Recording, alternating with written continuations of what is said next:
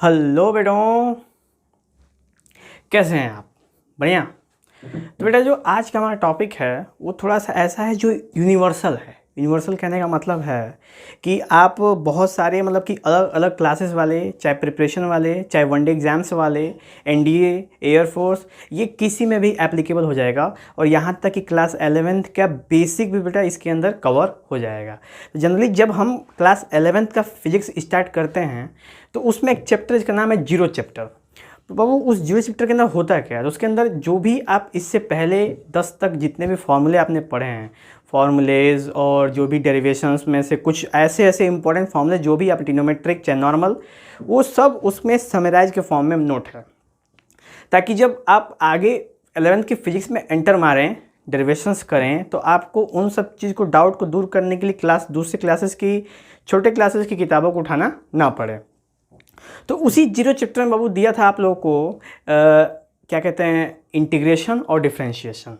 तो जैसा कि बता दूं बच्चा कि इंटीग्रेशन और डिफरेंशिएशन एक बहुत बड़ा टॉपिक है जिसको हम लोग डिटेल में अगर कवर करें तो उसके लिए सेपरेट वीडियो बनाना होता है। लेकिन आज बच्चे हम लोग लाए हैं आपके लिए जिससे सबको करना आ जाए। भले ये चीज़ हो कि एकदम अंडरस्टैंडिंग 100% अंडरस्टैंडिंग भले ही ना हो, लेकिन आप जब इसे देखेंगे बाबू तो आपको सॉल्व करना आ जाएगा कि इसको सॉल्व कैसे करते हैं बिना टेंशन लिए, यानी बिना पूरी कंप्लीट आइडिया के आप इसको इजीली कैसे सॉल्व कर सकते हैं इंटीग्रेशन और डिफरेंशिएशन को। तो बेटा हम लोग यहाँ पे केवल करेंगे सॉल्यूशन करने की कोशिश कराएंगे, आपको समझाने की कोशिश करेंगे कि आपको जब पूरा कंप्लीट नॉलेज ना रहे, यानी कि पूरी कंप्लीटनेस आपको नहीं मालूम हो, फिर भी आप आसानी से उनसे भी बेहतर आप इंटीग्रेशन और डिफरेंशिएशन लगा सकें, इसलिए हमने आपके लिए वीडियो बेटा बनाया है। ठीक है, स्टार्टिंग करते हैं हम लोग।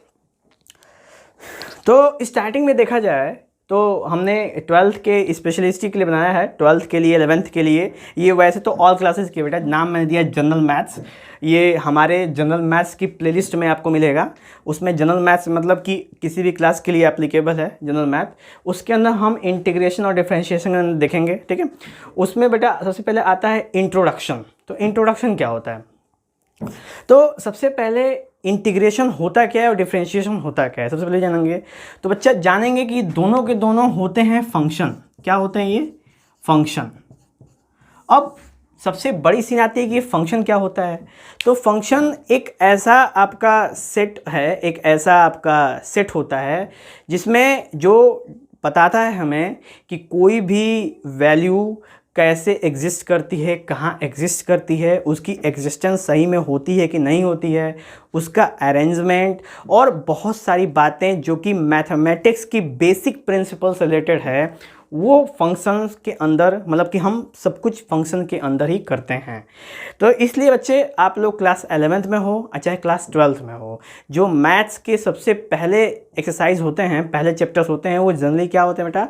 Relation function. यही होगा आपके सामने, रिलेशन फंक्शन। इसको सबसे स्टार्टिंग में देने का बेनिफिट ये है कि सबसे पहले आपको ये तो पता चल जाए कि आप जो क्वेश्चन लगाओगे भविष्य में मैथमेटिक्स में, वो क्यों लगाएंगे आप, क्या आवश्यकता है इसको कि लगाने की कोई ज़रूरत है। तो इसलिए हमने शुरू में ही बताया जाता है रिलेशन और फंक्शन। तो रिलेशन और फंक्शन के लिए हम लोगों ने सेपरेट वीडियो बना के रखे हुए हैं, कुछ दिनों में आपके सामने वो भी रिलीज़ हो जाएगा। लेकिन अभी बेटे हम लोग देखेंगे इंटीग्रेशन और डिफरेंशिएशन। तो इंटीग्रेशन और डिफरेंशिएशन फंक्शन का ही एक पार्ट है, फंक्शंस के अंदर में ही आता है, और इसको कैसे हम लोग इवेल्युएट करेंगे इसे हम ध्यान देते हैं।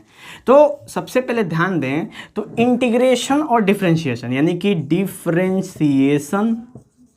डिफरेंशिएशन, ठीक है। डिफरेंशिएशन का मतलब होता है डिफरेंस। क्या होता है बेटा? डिफरेंस। और जब भी डिफरेंस होता है तो आप लोग छोटे क्लासेस में पढ़े होंगे कि डिफरेंस का मतलब होता है सब्ट्रैक्शन। डिफरेंस का मतलब क्या होता है? सब्ट्रैक्शन। और जब भी सब्ट्रैक्शन होती है किसी भी दो वैल्यूज़ की, तो वैल्यू क्या होता है बेटा? वो होती है डिक्रीज। वैल्यू हमेशा क्या होती है? डिक्रीज हो जाती है। तो अगर आप किसी भी दो नंबर का डिफरेंस निकालोगे तो हमेशा उसकी वैल्यू क्या मिलेगी आपको? हमेशा छोटी ही मिलेगी उनके ओरिजिनल वैल्यू से। तो इसलिए डिफरेंशिएशन इसका नाम पड़ा कि इसका काम है, यानी इस फंक्शन का काम है, डिफरेंशिएशन फंक्शन का काम है कि वो किसी भी एक्सप्रेशन को, किसी भी वैल्यूज़ को, किसी भी इक्वेशंस को क्या कर देता है? छोटा कर देता है बेटा, ठीक है। बहुत गौर ध्यान देंगे कि डिफ्रेंशिएशन का मतलब क्या होता है। डिफ्रेंशिएशन मतलब होता है कि ये एक ऐसा फंक्शन है जिसका काम है कि वो किसी भी इक्वेशन को, एक्सप्रेशन को क्या कर देता है, उसकी वैल्यू को डिक्रीज कर देता है, उसकी वैल्यू को घटा देता है, कंप्रेस कर देता है बेटा, उसी को कहते हैं हम लोग डिफ्रेंशिएशन। क्लियर। चले तो अब आगे बढ़ते हैं हम लोग इसमें डिफरेंशिएशन में। तो डिफरेंशिएशन में हम लोग जिसे रिप्रेजेंट करते हैं, ठीक है, तो उसको डिफरेंशिएशन का सिंबॉलिक रिप्रेजेंटेशन होता है d/dx।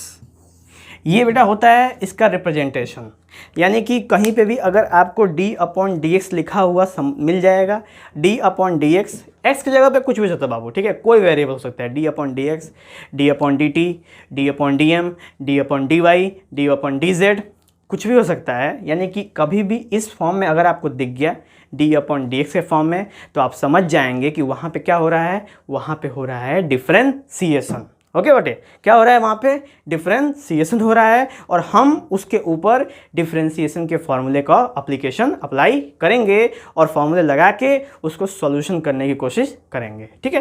तो ये हो गया d/dx, और इसमें जो dx होता है बेटा, ये जो dx होता है नीचे, इसको कहते हैं ऑपरेटर। क्या कहते हैं इसको ऑपरेटर कहते हैं। ऑपरेटर माने, ऑपरेटर का मतलब जनरली होता क्या है, तो जनरली ऑपरेटर का मतलब होता है जो ऑपरेट कराता है, जो उसको आगे बढ़ाने में मदद करता है, यानी उसको आगे प्रोसीड कराने में मदद करता है। उसी तरह डिफरेंशिएशन में जो ऑपरेटर होता है वो होता है dx, और dx किस फॉर्म में होता है, तो dx जो होता है वो डिवीज़न के फॉर्म में होता है। देखो बेटा, जो dx कहाँ मौजूद है, dx नीचे डिनोमिनेटर में मौजूद है, और डिनोमिनेटर में मौजूद है का मतलब कि ये डिवीज़न के फॉर्म में मौजूद है। ओके, तो dx ऑपरेटर हो गया, डिवीजन के फॉर्म में मौजूद होता है, और जब भी हम कोई चीज़ को डिवाइड करते हैं तो उसकी वैल्यू क्या होती है बेटा, कम होती है, उसकी वैल्यू क्या होती है, घटती है। यानी डिफरेंस का मतलब उसकी वैल्यू क्या होती है, घटती है। इस वजह से डिफरेंशिएशन में जो भी एक्सप्रेशन आपको मिलेंगे उसकी वैल्यू हमेशा क्या होगी बेटा, घटेगी। क्लियर, समझ में आया बेटा आपको, आगे बढ़ा जाए। चलिए, तो ये हो गया डिफरेंशिएशन। डिफरेंशिएशन को हम d/d से दिखाते हैं, या अगर आपको कहीं ऐसा लिखा हो और उसके ऊपर एक डैश बनाया हो, ठीक बेटा, ऐसा डैश, ठीक है, अगर ऐसा डैश बनाया हो, इसको भी डिफरेंशिएशन ही कहते हैं, ठीक है।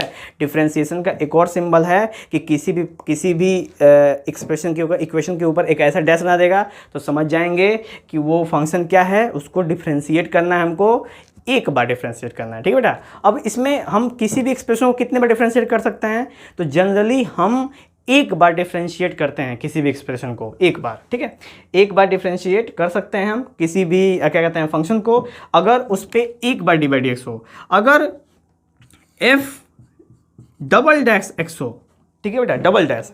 अब देखो इस पर क्या एक डैश है, 2 डैश है, यानी कि हम इस फंक्शन का 2 बार डिफरेंशिएशन करेंगे। अगर इसी के आगे एक और डैश लग जाए तो कितनी बार करेंगे, तो इस फंक्शन का हम 3 बार डिफरेंशिएशन करेंगे। समझ आया बेटा। तो जैसे जैसे ये डैश बढ़ता जाएगा वैसे वैसे नंबर ऑफ इंटीग्रेशन भी हम नंबर ऑफ डिफरेंशिएशन भी क्या करते हैं जाएंगे बेटा, बढ़ाते हम इसके अंदर जाएंगे, ठीक है। तो डिफरेंशिएशन का केस समझ में आया आपको, एक बार डैश लगा तो एक बार डिफरेंशिएशन करेंगे, 2 बार डैश लगा तो 2 बार डिफरेंशिएशन करेंगे, और 3 बार डैश लगा तो हम 3 बार डिफरेंशिएशन करेंगे, ठीक है। और बेटा गलती से अगर निकल गया हो इंटीग्रेशन शब्द, क्योंकि दोनों एक ही दूसरे के लगभग सिमिलर होते हैं, तो आप उसकी जगह माने हैं कि हम डिफरेंशिएशन बोल रहे थे, ठीक है। चलो, तो ये हो गया बच्चा डिफरेंशिएशन मेरा d/dx, और ये है f'(x). जब हम एक बार डिफरेंशिएशन करते हैं, 2 बार करते हैं तो 2 बार डैश लगता है, और 3 बार करते हैं तो हम 3 बार डैश का टाइप्स लगता है, ठीक है बेटा। अब डिफरेंशिएशन में भी अगर टाइप्स देखा जाए तो बहुत सारे तरीके हैं डिफरेंशिएशन करने के, लेकिन अभी हमको सबसे बेसिक डिफरेंशिएशन आपको बताना है जो कि आपके दिमाग में बिल्कुल सेटल हो जाए, ताकि आपको कोई भी बेसिक इंटीग्रेशन या बेसिक डिफरेंशिएशन आप तुरंत कर सकें बिना कोई टेंशन के।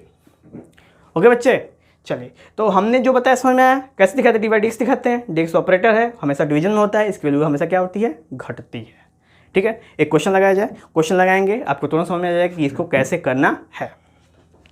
तो एग्जाम्पल देखते हैं बच्चा।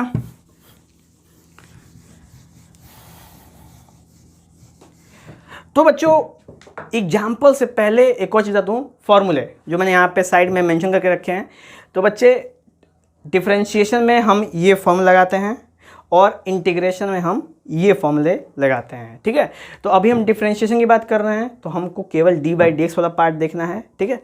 और आप यहाँ पे देख सकते हैं कि d/dx किसी भी कांस्टेंट का अगर डिफरेंशिएशन करेंगे तो क्या हो जाएगा, 0 हो जाएगा। जैसे एग्जांपल में देखें, सबसे पहले इसको वेरीफाई करते हैं बच्चा, फिर एक क्वेश्चन किया जाएगा, ठीक है।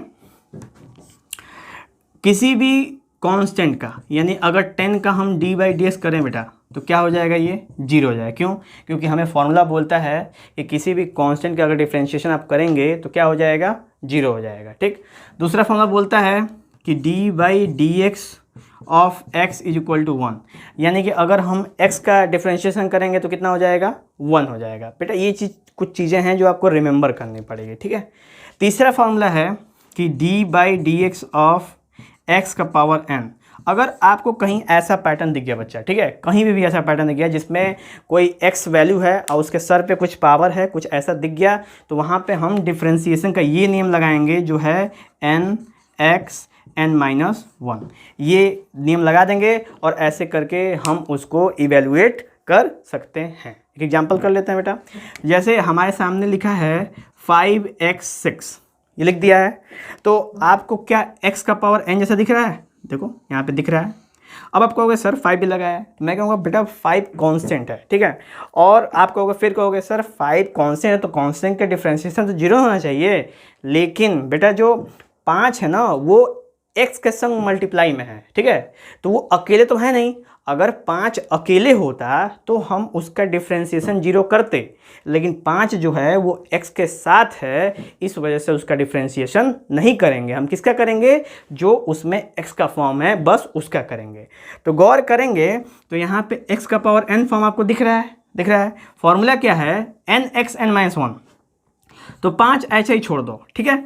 अब ये 6 आगे आ जाएगा फिर से अकॉर्डिंग टू फॉर्मूला n, फिर x, और 6 में से एक क्या हो जाएगा बेटा, घट जाएगा, ठीक है। और जब आप इसको सॉल्व करोगे कितना हो जाएगा, 30x5 हो गया, हाँ या ना। तो बेटा ये फॉर्मूले का प्रयोग करके हमने क्या किया, हमने डिफरेंशिएशन को क्या कर दिया, प्रोसीड कर दिया। तो बेटा जनरली एक चीज़ गौर करना, जो ये वाला फॉर्मूला है ना, ये वाला, ये बहुत इंपॉर्टेंट फॉर्मूला है बेटा, बहुत इंपॉर्टेंट, ठीक है। डिफरेंशिएशन के फील्ड में सबसे ज़्यादा प्रयोग हम इसी का करते हैं, बाद में इन सब दूसरे फॉर्मूले का हम प्रयोग करेंगे, सबसे ज़्यादा जनरली हम उसी का प्रयोग करते हैं, ठीक है। मैक्सिमम टू मैक्सिमम हम इसी का प्रयोग करते हैं, ठीक है बेटा। नेक्स्ट है d/dx ऑफ e का पावर x करेंगे तो e का पावर x आ जाएगा, क्योंकि e का पावर x एक एक्सपोनेंशियल फंक्शन है, ठीक है। उसके बाद हम अगर साइन x का डिफरेंशिएशन करेंगे तो cos x मिल जाएगा, log x का करेंगे तो 1/x मिल जाएगा, tan x का करेंगे तो sec² x मिल जाएगा, cos x का करेंगे तो -sin x मिल जाएगा। और उसके बाद आता है बेटा जो मोस्ट इम्पॉर्टेंट है वो ये दोनों हैं, ठीक है। वो क्या है, एक है, इसको कहते हैं बेटा जब दो फंक्शन आपस में मल्टीप्लाई हो, यानी x हो और एक और x का फॉर्म हो, यानी दो ठे हो जाएं आपस में मल्टीप्लाई में, तो उसमें एक अलग फॉर्मूला लगता है जिसको बोलते हैं हम लोग मल्टीप्लिकेटिव रूल। क्या बोलते हैं बेटा, उसको बोलते हैं हम लोग प्रोडक्ट रूल, ठीक है। उसका नाम क्या है, प्रोडक्ट रूल, क्योंकि दोनों के बीच में प्रोडक्ट हो रहा है, मल्टीप्लाई हो रहा है। उसके बाद नीचे देखेंगे तो डिवाइड हो रहा है, u/v डिवाइड हो रहा है ना, इसको कहते हैं क्वोशिएंट रूल। क्यों, क्योंकि ये डिवीजन हो रहा है, तो डिवीजन में क्वोशिएंट आता है, इसलिए इसका नाम पड़ा क्वोशिएंट रूल। और आखिरी में बेटा आता है डिफरेंशिएशन में, वो होता है चैन रूल, ठीक है। तो यहाँ तक तो ये फॉर्मूले हैं, नीचे भी फॉर्मूले हैं, लेकिन नीचे वाले जो हैं, जो product rule, quotient rule, chain rule और एक ये फॉर्मूला, ये जनरली मैक्सिमम से इसका उनका उपयोग होता है, आपके साथ उपयोग होगा इनका। और आपको ये चीज़ों को दिमाग में एकदम मेंशन करके रखना पड़ेगा ताकि ये चीज़ें भूलें ना। और एक चीज़ है बेटा, अगर एक बार आप सीख गए तो आप गर्दा मचा दोगे हर जगह, एकदम धूल हो जाएगा, कोई देख नहीं पाएगा आपको, समझ लो बेटा इतना खतरनाक हो जाओगे, ठीक है। तो चलो, तो हम लोग बेटा स्टार्ट करेंगे अब कि हमने एक इस पे करके आपको दिखा दिया कि क्वेश्चन कैसे सॉल्व होगा। एक बार एक हम दिखा देते हैं आपको प्रोडक्ट पे, और एक दिखा देते हैं हम आपको क्वोशिएंट पे, और एक दिखा देंगे बेटा हम आपको चैन पे, और ऐसे करके आपको वो चीज़ अंडरस्टैंडिंग समझ में आ जाएगी, ठीक है बेटा। तो इस पे जो डिफरेंशिएशन पे जो क्वेश्चन मेंशन है, वो क्वेश्चन मैंने यहाँ पे कुछ नोट करके रखे हैं, 1 2 3 4 5 6 6 क्वेश्चन नोट करके रखे हैं। मैं 6 क्वेश्चन बेटा आपके लिए सॉल्व करके दूंगा और ये भी बताऊंगा कि ये जो क्वेश्चन थे वो किस तरीके से सॉल्व होंगे और कौन सा फॉर्मूला इनमें से लगेगा। तो क्या आप तैयार हैं बेटा? तो आप कहेंगे सर हम तो तैयार हैं, क्योंकि करना तो हमको है, ठीक है, तो तैयार हम हैं, ठीक है। चलिए स्टार्ट करते हैं हम लोग।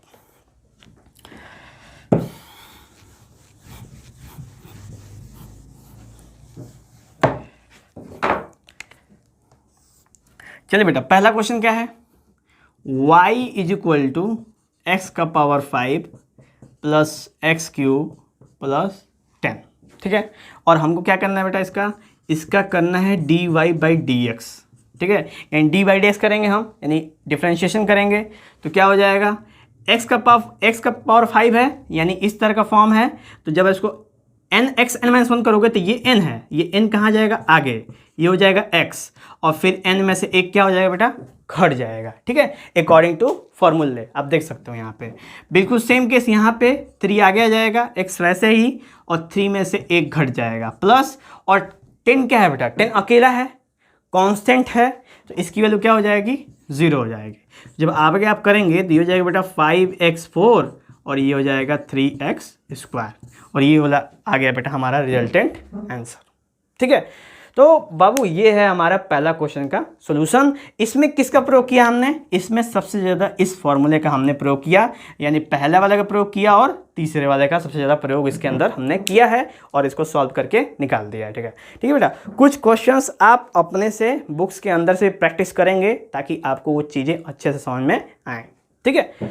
बाकी अगर कोई भी चीज़ नहीं समझ में आएगी बेटा तो एक बार वीडियो देखेंगे, नहीं समझ में आएगा तो हमें एक बार कमेंट बॉक्स में ज़रूर मेंशन कीजिएगा, कुछ भी अगर आपको डाउट हो तो।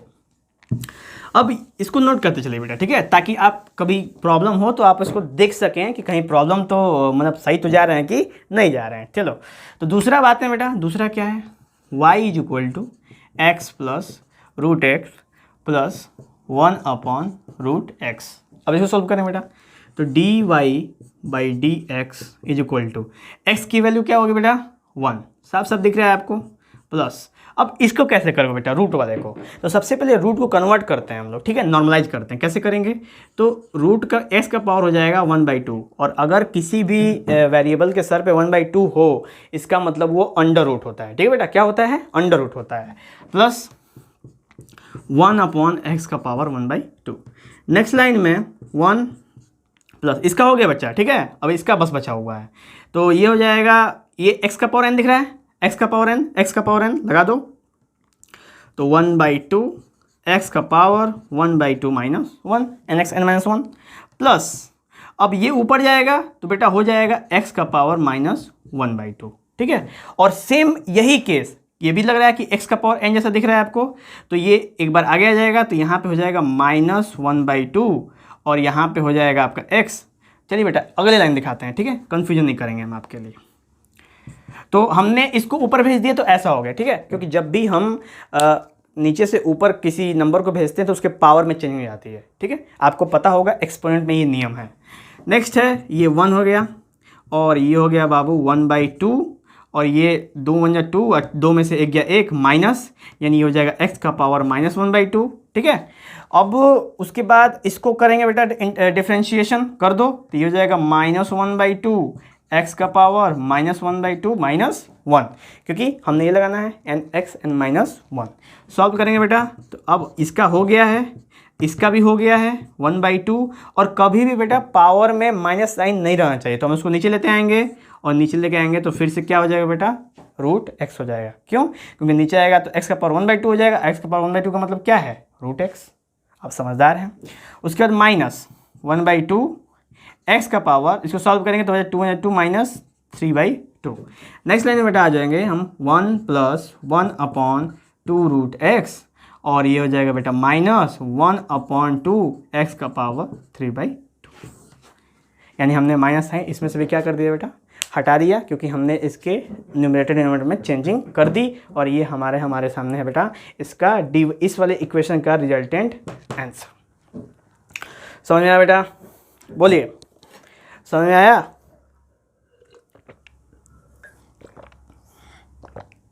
कोई दिक्कत हो बताएंगे बेटा, ठीक है।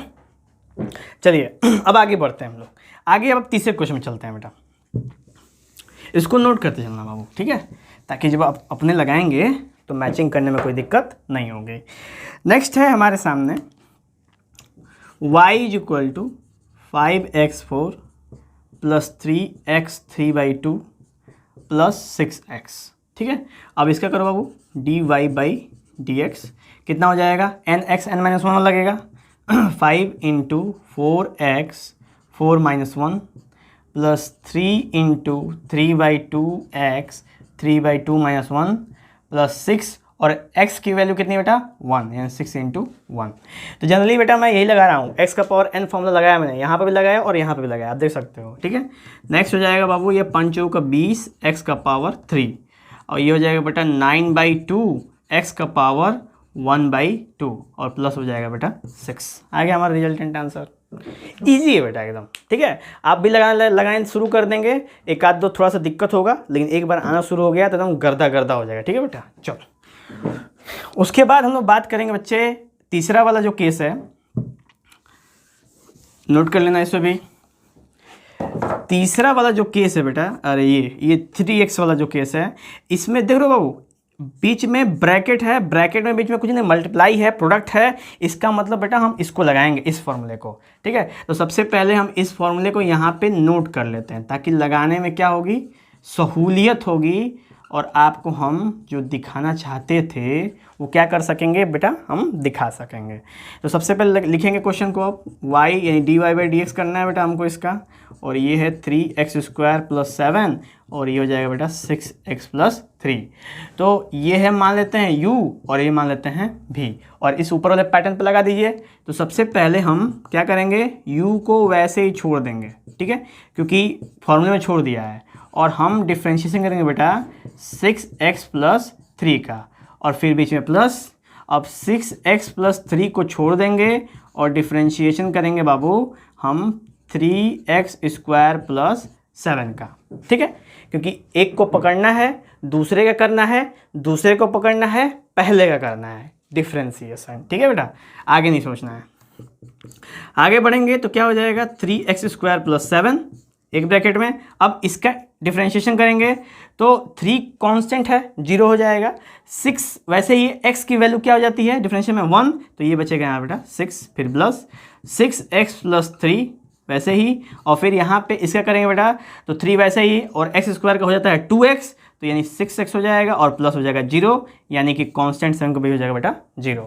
अब क्या करेंगे, नॉर्मल मल्टीप्लाई कर देंगे, 18x² + 7 6 = 42 प्लस 36x² + 18x, ठीक है बेटा। अब क्या कर देंगे, इसको ऐड कर देंगे 18 और ये हो जाएगा बेटा 18 36 18 54x², और ये हो जाएगा प्लस 18x और प्लस हो जाएगा बेटा 42, और ये आ गया हमारा रिजल्टेंट, ये भी हमारा 100, ठीक है बेटा। तो मेन आखिरी में तो आपको मल्टीप्लाई नॉर्मल ही करनी है, जो आप बचपन से करते आ रहे हैं मल्टीप्लिकेशन, वही मल्टीप्लिकेशन करनी है।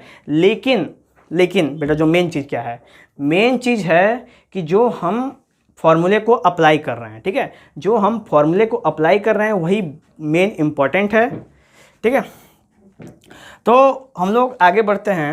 अगला जो क्वेश्चन है हमारा ये वाला, इस पर हमने आपको प्रोडक्ट रूल लगाया है, प्रोडक्ट रूल लगा दिया है हमने यहाँ पे। तो बेटा हम बढ़ते हैं आगे क्वेश्चन नंबर, नेक्स्ट क्वेश्चन पे, जो कि आपके सामने यहाँ पे मेंशन है।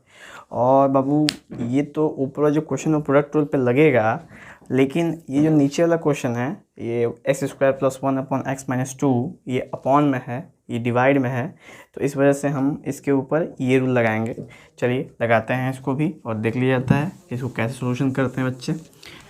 तो बिल्कुल निश्चिंत होके काम एंड कंपोज के साथ आप इसको सॉल्व करेंगे तो कोई इशू नहीं होगा। सबसे पहले बेटा मैं फार्मूला लिख लेता हूँ, u/v। सबसे पहले हम लोग यहाँ पे लिखेंगे v d/dx of u minus u d/dx of v upon v²। अब इसको रखते हैं हम उस पर, तो ये हो जाएगा वो आपका d/dx किसका हो जाएगा, ये x² + 1 अपॉन x - 2। ये है आपके सामने क्वेश्चंस, और हम इसको सॉल्व करेंगे क्वोशिएंट रूल लगा के, जो ऊपर इसको क्वोशिएंट रूल बोलते हैं बाबू। तो ये हमारा क्वोशिएंट रूल से सॉल्व हो जाएगा ये वाला क्वेश्चन। और इस तरह के कोई भी क्वेश्चन आप क्वोशिएंट रूल से सॉल्व कर सकते हैं, जो ऊपर फॉर्मूला लगाया आप उसका प्रयोग कर सकते हैं। ठीक है, चलिए। तो यहाँ पे क्या होगा कि सबसे पहले हम x-2 को पकड़ लेंगे, क्योंकि b को पकड़ना है। उसके बाद हम dy/dx करेंगे बेटे, किसका, फर्स्ट का x² + 1 का, फिर पीछे माइनस x² + 1, और फिर dy/dx करेंगे किसका, सेकेंड का, यानी कि इसका करेंगे x-2 का करेंगे, और पूरे के अपॉन में हो जाएगा x-2 का होल स्क्वायर। जनरली होता क्या है बाबू कि जब भी इसको सॉल्व करते हैं बच्चे, तो ये नीचे वाला पार्ट भूल जाते हैं। वैसे गलती तो है, क्योंकि भूलना नहीं होता है, भूल जाएंगे, और मान चलिए गलती से आपने भूल के और ऐसे ही करके चले आए बिना इसको लिखे हुए, तो वो क्वोशिएंट रूल में काउंट नहीं होगा और वो आपका गलत हो जाएगा। तो पूरा प्रयास करेंगे बेटा कि जब भी इसको क्वेश्चन को सॉल्व करेंगे इसको नहीं भूलेंगे। ठीक है, x-2 का होल स्क्वायर को आप लगाना नहीं भूलेंगे नीचे डिनोमिनेटर में, नहीं तो फिर पूरी की पूरी क्वेश्चन गलत हो जाएगी। चलिए, तो आगे बढ़ें। और एक और चीज़ इसमें है कि जो प्रोडक्ट सेल बनाती है वो है आपका वो है बेटा आपका कि प्रोडक्ट रूल में हमारा सिंबल क्या होता था, प्लस होता था, लेकिन क्वोशिएंट रूल में हमारा सिंबल क्या होता है बेटा, माइनस हो जाता है। बस ये दो थोड़ा सा डिफरेंस है, एक सिंबल का डिफरेंस है, और दूसरा उसमें डिनोमिनेटर में कुछ नहीं होता था, इसके डिनोमिनेटर में होता है। बस ये जो डिफरेंस है, कॉमन बेसिक्स। अब सॉल्व करते हैं नॉर्मली। तो x-2 और dy/dx करेंगे x² + 1 का, तो ये हो जाएगा बाबू 2x, और 1 का हो जाएगा 0। x² का डिफ्रेंशिएशन बताया था कैसे होता है, तो x का पावर n पे होता है, और x का पावर n का मतलब कि x², और x² का मतलब जब आप उसको सॉल्व करेंगे उस पर, तो हो जाएगा आपका 2x। आप चेक कर सकते हैं। फिर हो जाएगा माइनस, ये हो जाएगा x² + 1, और dy/dx ऑफ x-2 में x का करेंगे तो हो जाएगा 1, और 2 का करेंगे तो 0। ठीक है बेटा, तो फिर उसके बाद इसके नीचे आ जाएगा x-2 का होल स्क्वायर। फिर इसको आप सॉल्व कर देंगे तो हो जाएगा 2x² - 4x - x² - 1, और अपॉन ये हो जाएगा बाबू x-2 का होल स्क्वायर। आगे फर्दर सॉल्व करेंगे तो ये हो जाएगा 2, ये नहीं, हो जाएगा x² - 4x - 1, और ये हो जाएगा x-2 का होल स्क्वायर, और ये हमारा आगे बच्चे आंसर। तो ये था हमारा कि x² + 1 अपॉन x-2, यानी कि क्वोशिएंट रूल को कैसे अप्लाई करना है, ये आपके सामने यहाँ पे मेंशन है। क्वोशिएंट रूल को कैसे अप्लाई करना है, जनरली हम क्वोशिएंट रूल को ऐसे अप्लाई करते हैं, और बहुत ही इजी है। अगर आपको फॉर्मूले दोनों मेंशन है, प्रोडक्ट रूल और क्वोशिएंट रूल का फॉर्मूला आपको याद है बेटे, तो आप इसको बहुत ही आसान तरीके से कर सकते हैं बिना कोई टेंशन के। ठीक है, जनरली जब आगे बढ़ते हैं हम लोग, तो ऐसे करके हमने डिफरेंशिएशन के बहुत सारे पार्ट्स को कवर करा, और डिफरेंशिएशन पे हम लोग को फोकस ज़्यादा करना है, क्योंकि डिफरेंशिएशन का सबसे ज़्यादा उपयोग होने वाला है आपके सामने क्लास 11th में के न्यूमेरिकल्स में, फिजिक्स में, मैथमेटिक्स में, हर जगह डिफरेंशिएशन का प्रयोग होगा 11th में। लेकिन जैसे बाबू आप 12th में जाएंगे, और 11th में भी कुछ ऐसे डेरिवेशंस हैं फिजिक्स में जहाँ पे आपको इंटीग्रेशन का प्रयोग करेंगे, तो हम इंटीग्रेशन पे भी आगे चर्चा करेंगे। इससे पहले बेटा हम लास्ट डिफरेंशिएशन के टॉपिक की बात करें, वो है चैन रूल, जो मैंने यहाँ पे साइड में मेंशन किया है। चैन रूल होता क्या है, तो हम चैन रूल को सॉल्व करेंगे बेटा इस न्यूमेरिकल के ऊपर। ठीक है, ये चैन रूल से आपका सॉल्व हो जाएगा। तो हम इस न्यूमेरिकल को सॉल्व करेंगे चैन रूल की मदद से। आप इसको देखना, हर एक बात को बहुत गौर से समझना, बिल्कुल बारीकी से। कोई भी दिक्कत हो बेटा तो आप हमसे पूछ सकते हैं। ठीक है, चलिए। तो अगर इसको हम हटा देते हैं, और यहाँ पे हम मेंशन करते हैं क्वेश्चन y = √4x² - 7। तो अभी इस पे चैन रूल लगाना है। चैन रूल ध्यान से सुनेंगे, चैन रूल होता क्या है। तो अभी इसका हम dy/dx करेंगे, तो ये हो जाएगा बेटा dy/dx, और जब ऐसा करेंगे तो देखेंगे कि 4x² - 7 को हम लिख सकते हैं पावर 1/2, लिख सकते हैं ना, क्योंकि रूट का मतलब होता है 1/2 पावर, और क्यूब रूट का मतलब होता है 1/3 पावर। तो यही सिंबलिक रिप्रेजेंटेशन है। तो अगर ऐसा लिख दिया तो क्या आपको अगर कुछ समय के लिए बेटा लेट करो, कुछ समय के लिए लेट करो कि ये पूरा का पूरा हो जाए z, ऐसा लेट करो z, और इसके सर पे कितना हो जाएगा बेटा 1/2, यानी कि हम इसको √z लिख सकते हैं। तो अगर ये सिंबॉलिक सिंपल ऐसे होता है कि समथिंग का पावर 1/2, तो हम क्या लगाते, यही फॉर्मूला लगाते हैं ना, nx n-1। तो बेटा यही फॉर्मूला हम इस पर भी लगाएंगे। तो कुछ समय के लिए मान लेंगे हम, कुछ सेकंड के लिए, कुछ मिनटों के लिए सब मान लेंगे कि जो अंदर जो डबल वैल्यू है, चाहे जो जितनी भी वैल्यू है, हम मान लेते हैं कि वो है एक कांस्टेंट ही मानते हैं, एक फंक्शन ही मान लेते हैं, जो कि y z x कुछ भी जो आपकी इच्छा हो रही है वो मान लीजिए। जब मान लिया तो इस अंदर को हम मानेंगे सिंगल टर्म माने मान लीजिए z।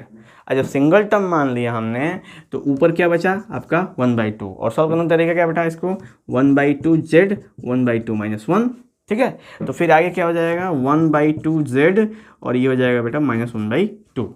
तो अगर ऐसा करते कब, तो ऐसा हम करते तब जब हमारे पास अंदर केवल सिंगल टर्म डिजिट होता, ठीक है। अगर सिंगल टर्म डिजिट होता तो हम यही करते, सिंपल x का पावर n का फॉर्मूला लगा देते।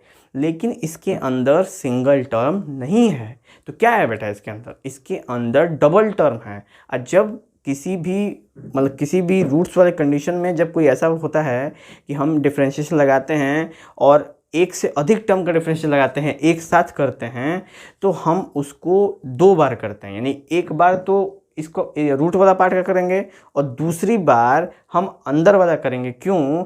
क्योंकि जो हमने माना था वो है नहीं, ठीक है। थोड़ा सा गोल गोल जलेबी जैसा हो गया बेटा, इसको हम सीधा करेंगे अभी। तो सबसे पहले इसका डिफरेंशिएशन क्या होता है कि अगर इस पूरे को मान लो आप z, तो z का पावर क्या है 1/2, आप ये फॉर्म लगा दो तो क्या हो जाएगा ये 1/2 4x² - 7 1/2 - 1। तो इतना हम कर देते बेटा कब, जब ये 4x² - 7 की जगह पे केवल x होता, ठीक है। अगर 4x² - 7 की जगह पे केवल x होता तो हम ऐसा कर देते और यहीं पे हमारा क्वेश्चन का सॉल्यूशन हो जाता। लेकिन ये अंदर 4x² - 7 है, x नहीं है, 4x² - 7 है, यानी x से अधिक टर्म, यानी एक से अधिक टर्म मौजूद है। इस वजह से हम जो पहले स्टार्टिंग है x ना, वो तो करेंगे ही करेंगे, फिर हम दोबारा एक बार अंदर का फिर से करेंगे, और इसी सिस्टम को बोलते हैं बेटा चैन रूल, ठीक है। कि एक बार तो हमने किया ही किया इसका डिफरेंशिएशन जो नॉर्मल तरीके से, लेकिन हम दूसरी बार भी डिफरेंशिएशन करेंगे जब देखेंगे कि रियल में अंदर फंक्शन क्या है, तो उसका डिफरेंशिएशन हम दूसरी बार भी क्या करते हैं उसको, जिसको ही कहते हैं हम लोग चैन रूल। चैन का मतलब होता है एक से एक जो आपस में बंधे हो। तो एक बार डिफरेंशिएशन किया हमने, और फिर हमने एक और बार डिफरेंशिएशन किया, पूरे का नहीं, अंदर वाले का, जो जिसको माना था वो तो था नहीं, वो तो कुछ और था। इस वजह से हमें 2 बार डिफरेंस करना पड़ा बेटा, ठीक है। समझना थोड़ा सा, हम इसका इस अंदर वाले का एक बार और डिफरेंशिएशन इसलिए करेंगे क्योंकि अंदर जो होना चाहिए था वो ना होके कुछ और है, और जब अंदर जो होना चाहिए था वो कुछ ना होके जब कुछ और हो जाता है तो हमें एक बार और डिफरेंशिएशन करना पड़ता है, और इसी सिस्टम को बोलते हैं हम लोग बेटा चैन रूल। चलिए देखते हैं।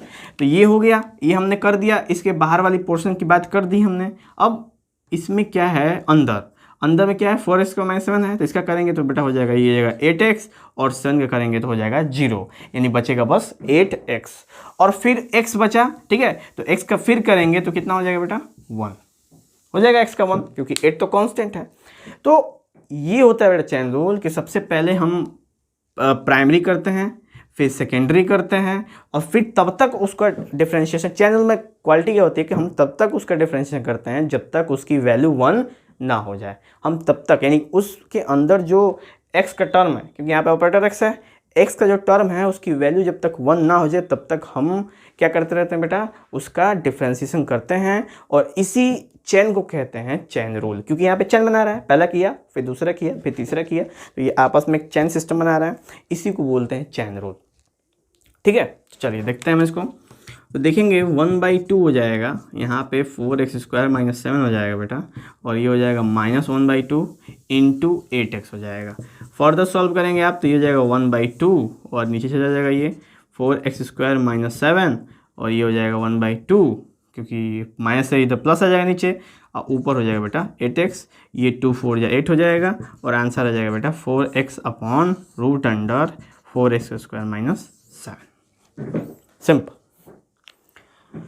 तो ये है बेटा हमारा चैन रूल। चैन रूल समझें। अगर आपको नहीं समझ में आएगा तो थोड़ा एक बार इस वीडियो को बेटा, इस वाले पार्ट को, वीडियो को नहीं पूरे, इस वाले पार्ट को एक बार फिर से पीछे करके एक बार फिर से रिवाइंड करके देखेंगे, थोड़ा स्लोली देखेंगे ताकि आपको समझ में आए कि हाँ आखिर ये सीन क्या है। और जब आप न्यूमेरिकल लगाएंगे तो खुद समझ जाएंगे कि हाँ चैन रूल का मतलब क्या होता है। तो चैन रूल का अल्टीमेटली मतलब होता है बेटा कि जब हम एक्स फंक्शन का तब तक क्या करते रहें, डिफ्रेंशिएशन करते रहें जब तक उसकी वैल्यू 1 ना आ जाए, तो उस वाले केस में कहते हैं हम लोग it is a chain rule. ठीक है, तो बाबू ऐसे करके हमने डिफ्रेंशिएशन का लगभग सारे जो पार्ट्स हैं उसको कवर कर दिया हमने। ठीक है,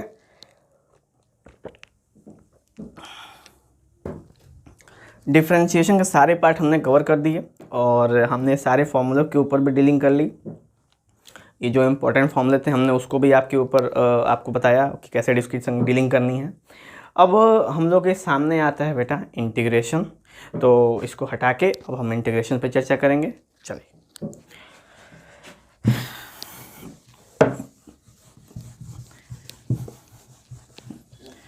ध्यान देंगे बाबू, ठीक है, इस पर मेहनत करेंगे तो आपको ये चीज़ें समझ में आ जाएंगी। इस क्वेश्चन को भी नोट कर लीजिएगा, और एक बार ये चीज़ें समझ में आ गई तो फिर आपको आने से कोई नहीं रोक सकता। ठीक है, चलिए आगे बढ़ते हैं हम लोग। तो अब बात करते हैं बेटा डिफ्रेंशिएशन की। हमने हर एक चीज़ के बारे में चर्चा करी, फार्मूले की चर्चा करी, उनके टाइप्स की चर्चा करी, उनके ऑर्डर की चर्चा करी। हमने वो भी जाना कि डिफ्रेंशिएशन कैसे होता है, क्यों होता है, और कुछ एग्जांपल्स भी लगाए। अब बात है बेटा इंटीग्रेशन। तो इंटीग्रेशन मैंने जब शुरुआत में बताया था कि डिफ्रेंशिएशन का मतलब होता है डिफरेंस मतलब घटना, तो इंटीग्रेशन ठीक उसका उल्टा होता है बेटा। ठीक है, अगर डिफ्रेंशिएशन का मतलब होता है कि किसी वैल्यू को घटाना, तो इंटीग्रेशन का मतलब होता है किसी वैल्यू को बढ़ाना। तो इंटीग्रेशन हम क्यों करते हैं, तो जब भी हमको किसी भी फंक्शंस की वैल्यू को क्या करना पड़ता है, एक्सपेंड करना पड़ता है, इंक्रीज़ करना पड़ता है, तो हम वहाँ पे बेटा इंटीग्रेशन का प्रयोग करते हैं। ठीक है, तो इंटीग्रेशन करने का सबसे मेन ध्येय यही है कि जब हमें कोई एक छोटी सी स्ट्रिप मालूम हो, मान लो कि इस बड़े से रूम में हमको एक छोटा सा जगह मालूम हो कि एक ऊपर से लेके नीचे तक की एक ईंटे की जो लंबाई चौड़ाई होगी वो कितनी होगी, तो हम अगर उसका इंटीग्रेट कर दें तो हमको पूरा रूम का एरिया क्या हो जाएगा बेटा, पता चल जाएगा। जिसके बारे में आप मैथमेटिक्स के अंदर बहुत अच्छे से पढ़ेंगे, एप्लीकेशन ऑफ इंटीग्रेशन में आता है ये। ठीक है, तो ये जो कंडीशंस हैं कि कैसे इंटीग्रेशन करना है, तो इंटीग्रेशन हमेशा प्रयोग करते हैं बेटा हमेशा एक्सपेंड करने के लिए, नहीं हमेशा छोटी चीज़ से बड़ी चीज़ निकालने के लिए। और डिफरेंशिएशन का प्रयोग कब करते हैं, बड़ी चीज़ से छोटी चीज़ निकालने के लिए। तो दोनों एक दूसरे के बेटा रेसिप्रोकल हैं, वाइस वर्सा हैं। अगर डिफरेंशिएशन का मतलब घटाना होता है तो इंटीग्रेशन का मतलब उसको बढ़ाना होता है। ओके, चलिए, तो अब इंटीग्रेशन पर चर्चा करें हम, तो इंटीग्रेशन में जनरली मैंने क्या बोला है, इसका काम होता है वैल्यू को इंक्रीज़ करना। ठीक है, ये वैल्यूज़ को इंक्रीज़ कर देता है किसी भी फंक्शन के। ठीक है, फंक्शन के वैल्यू। अब इसका जो सिंबॉलिक रिप्रेजेंटेशन होता है क्या होता है बेटा, इसका सिंबॉलिक रिप्रेजेंटेशन ऐसे करते हैं, बिल्कुल ऐसे दिखाते हैं जैसा मैंने दिखाया। यहाँ पे होता है कोई फंक्शन जिसका भी प्रयोग करना है कर लो, और उसके साथ होता है बेटा ऑपरेटर, ये ऑपरेटर होता है। तो एक चीज़ गौर करो बेटा, डिफरेंशिएशन केस में ऑपरेटर कहाँ पे था, डिवाइड में था, तो इसलिए वैल्यू घटती थी। लेकिन इंटीग्रेशन केस में ये ऑपरेटर कहाँ पे बेटा, मल्टीप्लाई में है फंक्शन के, तो इसलिए इसकी वैल्यू क्या होती है, बढ़ती है। इसकी वैल्यू हमेशा इंक्रीज होती है, क्योंकि आपको मालूम होगा कि कोई भी चीज़ जब हम मल्टीप्लाई करते हैं तो उसकी वैल्यू हमेशा क्या होती है, बढ़ती है। और जब किसी भी चीज़ का हम जब डिवाइड करते हैं तो उसकी वैल्यू क्या होती है, हमेशा घटती है। ये बात आपको मालूम ही है। चलिए, तो आगे जब देखा तो ऐसे कंडीशन में आपको क्वेश्चन देखने को मिलेगा इंटीग्रेशन में। ठीक है, और इंटीग्रेशन को बेटा दो पार्ट में डिवाइड किया गया है। एक किया गया है आपका इनडेफिनिट, और एक किया गया है बेटा डेफिनिट। अब ये मत समझना बेटा मैं ग्रामर पढ़ाने वाला हूँ, टेंस नहीं पढ़ाऊंगा। ठीक है, ये इंटीग्रेशन के ही दो पार्ट्स हैं, इनडेफिनिट और डेफिनिट। इनडेफिनिट इंटीग्रेशन क्या होता है बेटा, तो इनडेफिनिट इंटीग्रेशन का मतलब वो होता है कि जब हमको कोई चीज़ को बढ़ानी हो, कोई वैल्यू बढ़ानी हो, और हमें ये ना मालूम हो कि कहाँ तक बढ़ानी है, यानी बेटा यानी हमको पता है कि हमको चल के जाना है, लेकिन ये ना पता हो कि कहाँ तक जाना है, तो इस तरह के कंडीशन को कहते हैं हम लोग इनडेफिनिट। इनडेफिनिट का मतलब पता चलता है कि जब हमको पता ना हो वैल्यूज़ की जाना कहाँ तक है, चल आना कहाँ तक है। लेकिन जब हम डेफिनिट की बात करते हैं, इसका मतलब होता है जब हमको सब कुछ पता हो कि कहाँ से शुरुआत करनी है और कहाँ पर ख़त्म करना है, तो उसको डेफिनेट करते हैं। तो इंटीग्रेशन में भी इसका मतलब सेम होता है कि डेफिनेट का मतलब कि हमें कहाँ किस वैल्यूज़ को कितना बढ़ाना है। जब हमको ये कंडीशन या नहीं हमको लिमिटेशन मालूम हो कि कहाँ से कहाँ तक वैल्यू इंक्रीज़ करनी है, तो उसको कहते हैं बेटा हम लोग डेफिनिट इंटीग्रल। ठीक है, डेफिनिट इंटीग्रेशन कहते हैं। इनडेफिनिट इंटीग्रेशन को भी बिल्कुल इसी तरह के रिप्रेजेंटेशन करते हैं, लेकिन डेफिनिट इंटीग्रेशन में बेटा थोड़ी सी चेंजिंग हो जाती है। चेंजिंग क्या हो जाती है, आप देख लो, यहाँ पे वैल्यू पुट होती है और यहाँ पे वैल्यू पुट होती है। ठीक है बेटा, ये दो जगह वैल्यू पुट करते हैं हम लोग। एक यहाँ पे इसको बोलते हैं लोअर लिमिट, उसको बोलते हैं वाई वाले को, और जैसे ऊपर वाले को बोलते हैं हायर लिमिट। यानी कि वो डब्ल्यू से हमको स्टार्ट, ये बताता है हमें कि डब्ल्यू से हम स्टार्ट करेंगे और वाई पे हम ख़त्म कर देंगे। ठीक है, जैसे एग्जाम्पल देते हैं बेटा कि अगर आपको जाना है 10 किलोमीटर, ठीक है, तो 10 किलोमीटर जाना है आपको, नहीं आपको चलना है बेटा रास्ते पे, रोड पे। ठीक है, रोड पे चलना है, तो कितना चलना है, तो स्टार्ट करना है कहाँ से, 0 से। चलना कितना है, 10 तक। यानी कि आपको रोड पे चलना है, ये फंक्शन हो गया, कितना चलना है ये बताएगा, 0 से 10 किलोमीटर। अगर यही चीज़ हम इंडेफिनिट बात करें तो चलना है रोड पे, लेकिन कितना चलना है ये हमें नहीं मालूम है। तो जब हमें नहीं मालूम होता है इंडेफिनिट, और जब हमें मालूम होता है हम उसको कहते हैं डेफिनिट। ठीक है बेटा, तो ये था सिंपल प्रोसीजर आपके इंटीग्रेशन का। इंटीग्रेशन को कई सारे तरीके से सॉल्व कर सकते हैं, इसमें बाई पार्ट, आइलेट, एक्सपोनेंशियल, बहुत सारे बेटा इसके प्रॉपर्टीज़ हैं इसके अंदर, इंटीग्रेशन के अंदर। लेकिन हमको यहाँ पे बेसिक समझना है ताकि आप किसी भी तरह के क्वेश्चंस को क्या कर सकें, आप ऑपरेट और सॉल्व कर सकें। तो उस पर गौर करते हैं जब हम, तो इसमें भी हमने यहाँ पे बेटा चार क्वेश्चंस हमने यहाँ पे लेट किए हुए हैं आपके लिए। इन चारों में से चारों को हम यहाँ पे सॉल्व करके आपको दिखाएंगे, ताकि आपको जो इंटीग्रेशन का जो प्रोसीजर है वो आपको अच्छे से समझ में आ जाए। ठीक है, और जब आपको इंटीग्रेशन प्रोसीजर समझ में आ जाएगा बेटा, तब आप बहुत सारे न्यूमेरिकल्स को, बहुत सारे क्वेश्चंस को आप इजीली क्या कर सकते हैं, हैंडल कर सकते हैं। ठीक है, तो चलिए स्टार्टिंग करते हैं हम। तो स्टार्टिंग में सबसे पहला क्वेश्चन मेंशन करा जाए, इसको नोट कर लेना बेटा, इसको बना लेना थोड़ा सा, ये थोड़ा नोट्स टाइप का है, नोट कर लेंगे, आपको समझने में हेल्प होगा, कोई दिक्कत नहीं होगी। पहला क्वेश्चन लिखूँ मैं, तो यहाँ पे है पहला question, y is equal to x square minus cos x plus 1/x। क्या करेंगे बेटा, इसका हम इंटीग्रेशन कर देंगे, यानी कि हमने इसका इंटीग्रेशन कर देना है यहाँ पे सिंपल। और यहाँ पे इसका ऑपरेटर क्या होगा बेटा, dx। अब एक बात मैंने बेटा डिफरेंस में बताई थी कि जिसका फंक्शन होता है ना उसी का ऑपरेटर होता है, और सेम इससे बता दूं मैं, जिसका फंक्शन होगा उसी का ऑपरेटर होगा, तभी वो सॉल्व हो सकता है।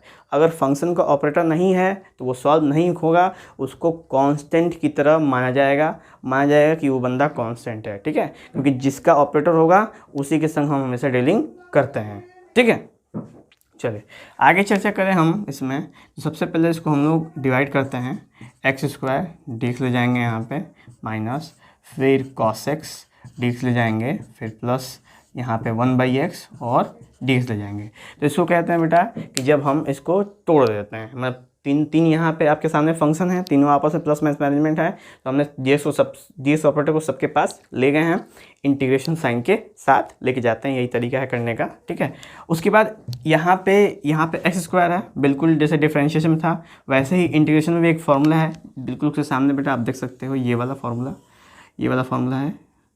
ये वाला फार्मूला क्या है बेटा, तो ये है n+1। तो बेटा उसमें होता था nx n-1, लेकिन क्योंकि माइनस हो रहा है, डिफरेंशिएशन में घट रहा है, लेकिन इंटीग्रेशन में क्या होता है वो वैल्यू बढ़ती है। तो यहाँ पे फॉर्मूला होता है x का पावर n+1 अपॉन n+1, ये होता है फॉर्मूला। तो एक्स स्क्वायर है यानी x का पावर 2 है, तो उसमें एक जोड़ दीजिए ऊपर और नीचे एक जोड़ दीजिए, तो ये क्या हो जाएगा, ये हो जाएगा x का पावर 2 + 1 अपॉन 2 + 1, ये हो गया माइनस। cos x का इंटीग्रेशन क्या होगा बेटा, cos x का इंटीग्रेशन देख लीजिए, cos x का होता है sin x, सिंपल। तो cos x क्या हो जाएगा, sin x प्लस 1/x का क्या होता है बेटा, तो 1/x का होगा आपका log x, तो यहाँ पे लिख देंगे हम लोग log x। और यहाँ पे आगे जब फर्दर सॉल्व करेंगे तो ये हो जाएगा बेटा x3/3 minus sine x plus log x, और यहीं पे हमारा ये बेटा हो जाता है फॉर्मूला समाप्त। लेकिन इसमें एक चीज़ का प्रॉब्लम है, वो है कि हमें ये नहीं मालूम है कि कहाँ से कहाँ तक जाना है। तो हम उस चीज़ के लिए एक एडिशनल अटैचमेंट करते हैं जिसको बोलते हैं हम लोग कांस्टेंट। क्या बोलते हैं बेटा? कांस्टेंट बोलते हैं सी को ऐड करते हैं, जो हमारे क्या कहते हैं उस अननोन वैल्यूज़ को क्या करता है, बैलेंस करके रखता है कि कहाँ तक जाना है, नहीं जाना है। अगर हम आगे निकल गए तो सी क्या करेगा, उसको बैलेंस करके पीछे लाएगा। अगर हम पीछे रह गए तो क्या करेगा, आगे ले जाएगा।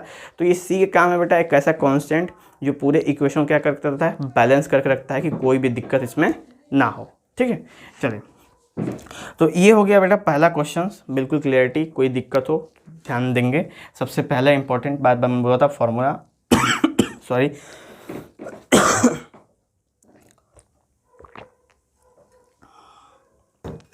बेटा फॉर्मूला बहुत इंपॉर्टेंट है, चाहे वो किसी चीज़ का हो। आपको फॉर्मूला याद है, इंटीग्रेशन हलवा हो जाएगा आपके लिए। नहीं याद है तो फिर करेले का हलवा हो जाएगा। चलिए,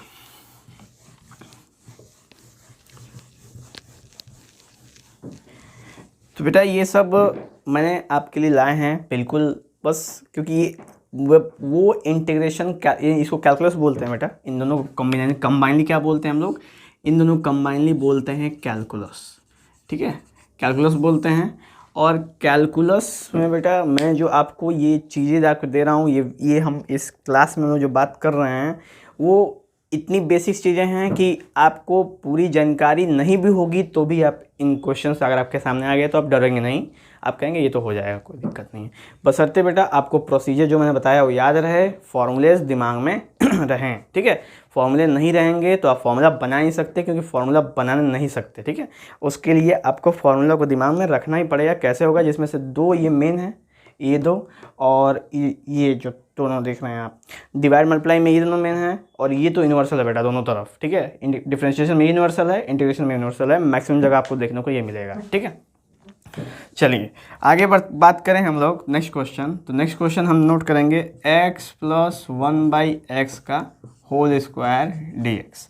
तो क्या करेंगे हम, सबसे पहला काम हम इसको ओपन कर देंगे। ठीक है, a + b को होल स्क्वायर पर तोड़ देंगे तो क्या हो जाएगा, x² + 1/x² + x × 1/x। ठीक है, और इसको अब सबके पास इंटीग्रेशन साइन ले जाइए, तो x² + 1/x² + 1। चलिए, तो x² का क्या हो जाएगा बेटा, अकॉर्डिंग टू दिस फॉर्मूले ये हो जाएगा x⁻³ क्योंकि एक जुड़ जाएगा उसमें। ये कितना हो जाएगा बेटा, तो इसको ले जाएंगे ऊपर, -2 हो जाएगा, फिर +1 कर देंगे, यहाँ पे -2 हो जाएगा, फिर +1 कर देंगे, प्लस और 1 का कांस्टेंट का क्या होता है बेटा, x, यानी ये हो जाएगा x और ये हो जाएगा बेटा +c, जो कांस्टेंट आना चाहिए। नेक्स्ट हम लोग चर्चा करेंगे, तो ये जाएगा बेटा x3/3 और ये हो जाएगा माइनस, और ये हो जाएगा बेटा 1/x। ठीक है, -2 + 1 हो जाएगा -1 और नीचे जाएगा 1/x, अब +x और +c। ये आ गया बेटा हमारा solution, simple, without any issue, simple solutions. ठीक है, तो ऐसे करके बेटा हमने पहला भी कर लिया, दूसरा भी कर लिया। तो ये दो तो थे बेटा जो हम इंडेफिनिट से कर रहे थे, इंटीग्रल की बात की हमने, तो ये सब हम इंडेफिनिट इंटीग्रल से कर रहे थे। अब हम एक आध क्वेश्चन डेफिनिट इंटीग्रल से करके आपको दिखाएंगे, तो आपको वो भी समझ में आ जाएगा कि हाँ उसको कैसे अटेम्प्ट करना है। चलिए, तो उसको मेंशन करते हैं हम यहाँ पे।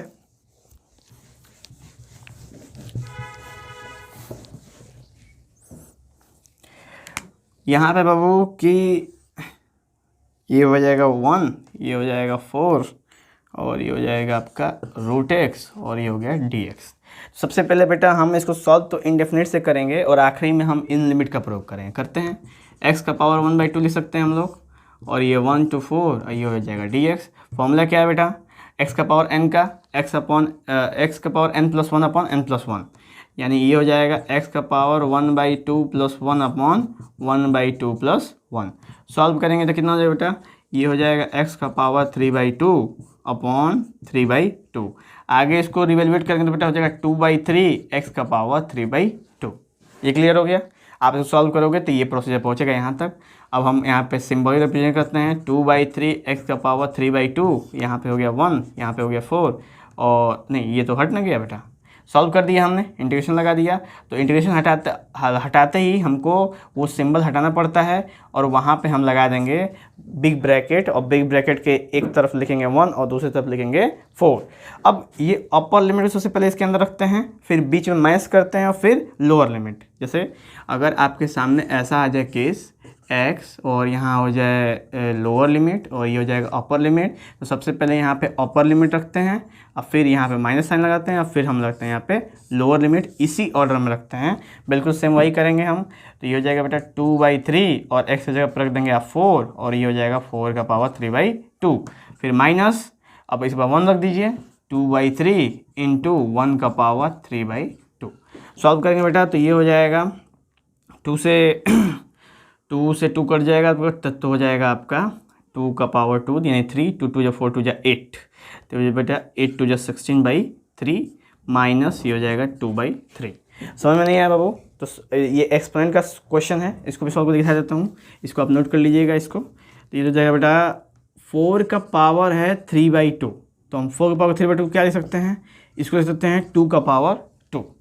अब 2 का पावर 2 हो गया बेटा इनटू ऊपर क्या है 3/2, 2 से 2 क्या हो जाएगा, कट जाएगा, तो बचिए कितना 2 का पावर 3। 2 का पावर 3 का मतलब 8, अब 8 है आगे इसकी वैल्यू 8 और इनटू 2/3 कितना हो जाएगा बेटा 16/3, तो ये आ गया 16/3। सिंपल कैलकुलेशन बेटा, सिंपल एक्सपोनेंशियल कैलकुलेशन है, कोई उसमें इशू नहीं है, बचपन में बहुत पढ़े होंगे आप। बेस सेम है तो एलसीएम ले लेंगे, 16 में से 2 गया बेटे हो जाएगा 14 और ये होगा 3। तो जब हम ऐसा करते हैं, जब हम डेफिनिट निकालते हैं ना बेटा, जब हम डेफिनिट इंटीग्रेशन करते हैं तो वैल्यूज़ हमको बिना कांस्टेंट के मतलब बिना वेरिएबल के मिलती है। उसमें कहीं वेरिएबल x के फॉर्म में, y के फॉर्म में, z के फॉर्म में हमको नहीं मिलेगा, डायरेक्ट हमको एक फिक्स कांस्टेंट वैल्यू मिलेगी जो कि चेंजेबल नहीं होगी। तो बस यही क्वालिटी है आपके डेफिनिट में। इनडेफिनिट में क्या होता है बेटा, वेरिएबल के साथ मिलता है जहाँ पे उसकी वैल्यू चेंज हो सकती है, लेकिन डेफिनिट के केस में एकदम फिक्स वैल्यू मिलती है जिसकी वैल्यू चेंज नहीं हो सकती। अब बेटा आखिरी क्वेश्चन बचा है, हम उसको भी कर दिया जाएगा तो बात हम क्लियर हो जाएगी हम लोग की।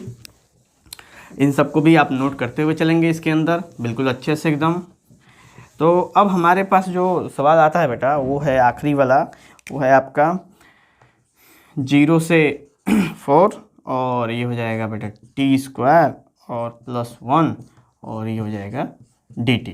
तो अब बेटा देखेंगे ना कि अंदर फंक्शन किस में है, t में है, और बाहर ऑपरेटर किस में है, t में है। तो इसका मतलब भी इसको भी हम वैसे ही ट्रीट करेंगे जैसे पहले फंक्शन करते थे। मैंने कहा था ना जैसा फंक्शन होगा वैसा ही ऑपरेटर होना चाहिए, जब सेम रहेंगे तो कोई दिक्कत नहीं है, अगर अलग अलग हो गए तब दिक्कत स्टार्ट होती है। चलो तो एक वो भी क्वेश्चन कीजिएगा बेटा डिफरेंस ऑपरेटर वाला, चलिए देखते हैं। सबसे पहले इसको करते हैं तो ये हो जाएगा बेटा, ये हो जाएगा 0 to 4, ये हो जाएगा t² dt +1 dt 0 to 4। अब जब इसको सॉल्व करेंगे बेटा तो ये हो जाएगा t3/3 और यहाँ पे हो जाएगा बेटा 0 और 4 प्लस इसको करेंगे तो हो जाएगा t और यहाँ पे हो जाएगा बेटा 0 और 4। अब इस पे सबसे पहले 4 रखेंगे फिर 0 रखेंगे तो काम खत्म हो जाएगा, तो 0 रखने का कोई मतलब है नहीं। तो 4 4 या 16 4 या 64 64/3 प्लस 4 4 या 16 नहीं ओनली 4, क्योंकि बेटा एक ही है, एक ही पावर है तो 4 रखेंगे बस सिंपल। तो ये हो जाएगा 64 प्लस 12/3, ये हो जाएगा बेटा 4 2 6 6 1 7/3, ये हो गया बेटा 76/3 हमारा इस वाले वैल्यूज का हमको, इस वाले इंटीग्रेशन का हमको आंसर मिल गया। सिंपल कैलकुलेशन, बस एक बार प्रयोग करना आप जान जाओगे, करता करता करो। ठीक है बेटा, तो ऐसे जो हमने 4 क्वेश्चंस यहाँ पे आपके लिए मेंशन किए थे ताकि आप उसको अंडरस्टैंड कर सकें, ये हो गया समाप्त। एक क्वेश्चन हम लोग ऐसे कर लेते हैं जिसमें ऑपरेटर अलग कर लेते हैं बेटा, ठीक है। तो मान के चलो कि हम यहाँ पे कर लेते हैं बेटा dx, ठीक है। अब dx कर लिया, तो dx कर लिया तो अब इसको हटा देते हैं यहाँ से, खुद समझ में आ जाएगा ये चीज़। अब dx कर लिया तो ये वाला क्या है बेटा, ये तो t² है ना। अब इसका ऑपरेटर कैसे बनेगा, तो देखो 0 4 t² dx +1 dx और ये हो जाएगा बेटा 0 से 4। तो इसका तो हो जाएगा बेटा क्योंकि कांस्टेंट है, वो कोई दिक्कत है नहीं। पर इसका दिक्कत होगा, नहीं होगा, क्यों? क्योंकि t² है और हमारे पास ऑपरेटर कितना है dx। तो जब t² है तो ये कांस्टेंट है, ये कांस्टेंट हो गया। और कांस्टेंट का इंटीग्रेशन कितना होता है बेटा, x होता है। देखिए कांस्टेंट का इंटीग्रेशन क्या होता है, x होता है। तो ये हो जाएगा आपका t² x और ये हो जाएगा बेटा 0 to 4। टी स्क्वायर को बाहर निकाल देंगे हम, तो टी स्क्वायर को जब बाहर निकालेंगे बेटा तो ये हो जाएगा x और ये हो जाएगा 0 to 4। वैसे ही इसका हो जाएगा x और ये हो जाएगा 0 to 4 और ये हो जाएगा x 0 to 4। सॉल्व करेंगे बेटा तो ये हो जाएगा टी स्क्वायर, ऐसे 4 रखेंगे तो ये हो जाएगा 4t स्क्वायर और प्लस ये हो जाएगा आपका 4। सिंपल आ गया बेटा, ठीक है। हम अगर t square y square z square आ जाता है और ऑपरेटर अलग होता है तो क्लियरली है कि हम उसको सॉल्व नहीं करेंगे, नहीं कर सकते, हम उस पर रूल नहीं लगा सकते हैं, क्योंकि इंटीग्रेशन बोलता है कि या डिफरेंशिएशन बोलता है, दोनों केस बेटा बोलता है कि अगर जिसका फंक्शन है उसी का ऑपरेटर होगा तभी हम करेंगे और नहीं होगा तो नहीं करेंगे, ठीक है बेटा। तो ये चीज़ क्लियरिटी हुई आपके सामने। तो ऐसे करके बेटा हमारा बेसिक जो है कॉन्सेप्ट कैलकुलस का हो गया कंप्लीट, जिसमें इंटीग्रेशन और डिफरेंशिएशन हमने कवर किया और बहुत सारी अच्छी अच्छी बातें की हमने यहाँ पे और आपको बेसिक चीज़ों को समझा दिया, ठीक है। कोई भी इशू बेटा तो हमें कमेंट